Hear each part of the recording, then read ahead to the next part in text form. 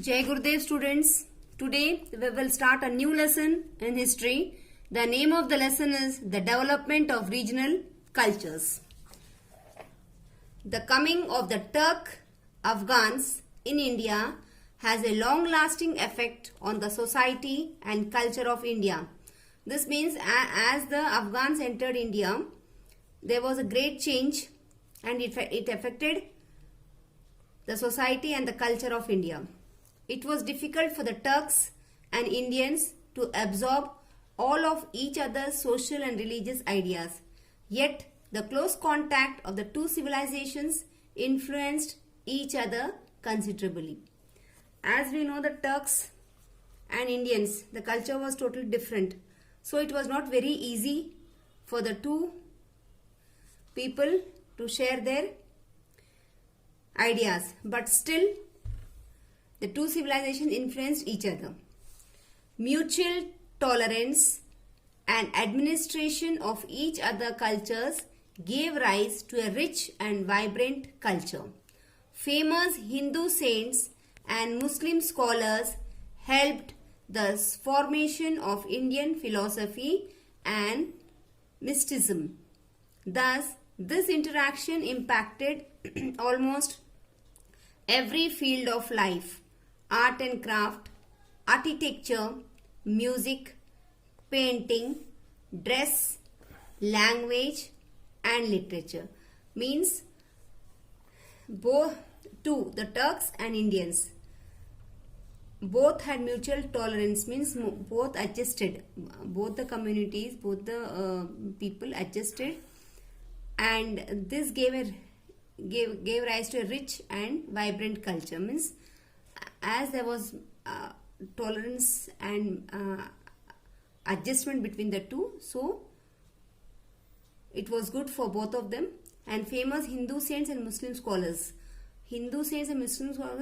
helped each other, and their interaction in every field. Interaction मतलब हर उसमें उन लोगों ने adjustment करा, और interact means mutual मतलब अच्छी बातचीत start हुई, और because of all that there was a change in craft, architecture, music, painting and everything. मतलब because दोनों में tolerance था, दोनों में adjustment थी, so everything was going smoothly.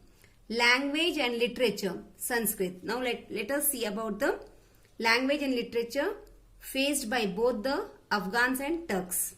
See children, Turks came to India. Turks India में आए थे. So they have to adjust more. जब हम किसी घर जाते तो we adjust.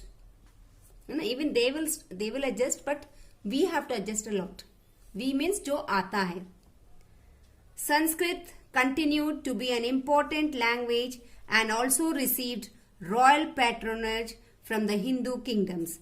In Bengal and Mithila in modern Bihar, grammatically literature flourished. This period also saw the doctrine of yoga and nyasa systems expounded. Means Sanskrit, it is the oldest language, ये तो है ही, और because it was an important language for Hindus and Hindu kings. And in Bengal and Mithila, इसका Sanskrit language was flourishing. Lyrical poetry were represented superb by Jayadeva in his book Gita Govinda, 12th century AD.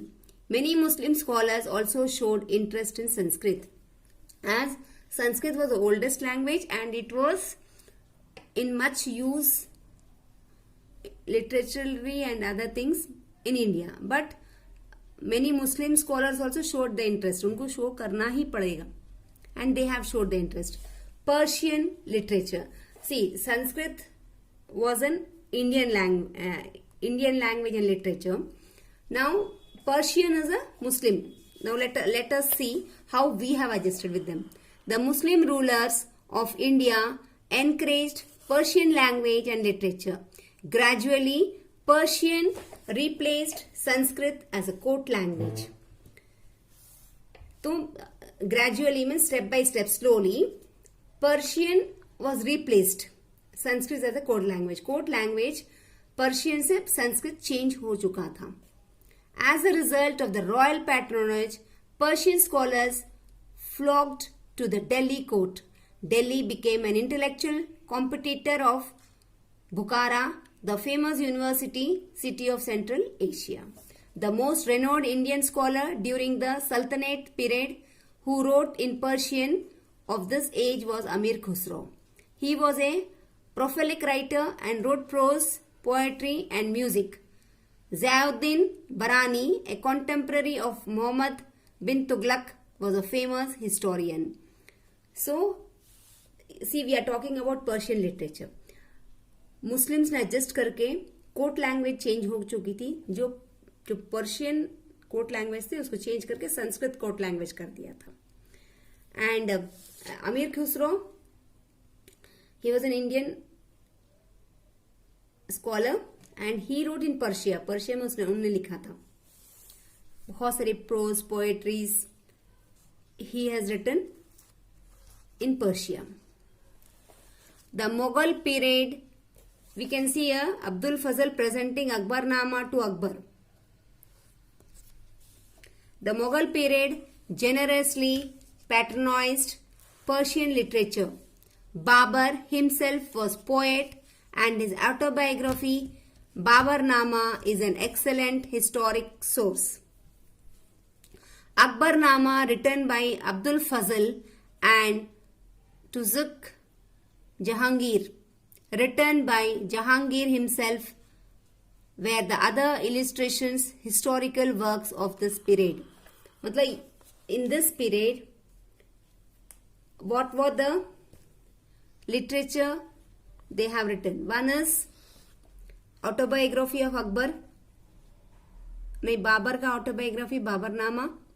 And then Abdul Fazl wrote Akbarnama.